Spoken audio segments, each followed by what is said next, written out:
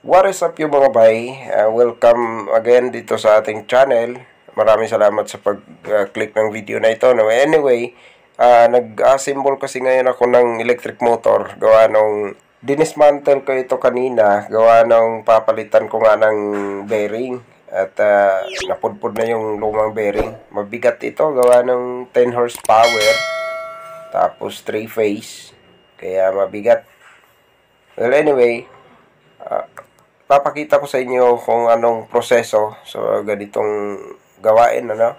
So ipapasok na natin itong bearing na bago dito sa kanyang rotor para maikabit na natin ulit ito. At ginabi na ako rito sa trabahong ito, hindi pa natapos, pero at least ngayon nag-assemble na lang ako para maibalik siya sa mabuo siya ulit.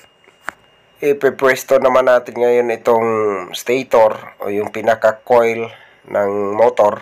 Mabigat talaga. Tapos itong rotor ipapasok na natin sa loob ng stator para maiposisyon na natin yung bearing na ikinabit natin, ano. Ngayon naman kakabit natin itong pangalawang bearing. Bali dalawa kasi ang bearing nito, sa unahan at sa likurang bahagi ng motor. So pukpok lang ng pukpok hanggang mabasag yung bagong bearing. Pagkatapos na ilagay sa tamang posisyon yung bearing, atin nang ilalagay itong kanyang takip, yung pinaka-cover niya sa likod ng motor. Dahan-dahan lang dito, gawa nung posibleng mabasag kasi itong takip, gawa nung pundido kasi ito. Malutong na klase na bakal. Ay, salamat naman at ngayon ay 3 na kami, gawa nung tapos na itong dalawa sa ginagawa nila, kaya nandito na. Yung isa, yung malaking katawan, shout out Alejandro, yan lang nag-iisang nag-harvest ng ice blocks. Lakas ng katawan yan. Yung isa niyan si Kaburnay, Junjun Kaburnay, shout out.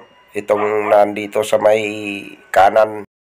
Sa mga hindi familiar kung anong klaseng motor itong ina-assemble ko, ito ang tinatawag na agitator pump motor.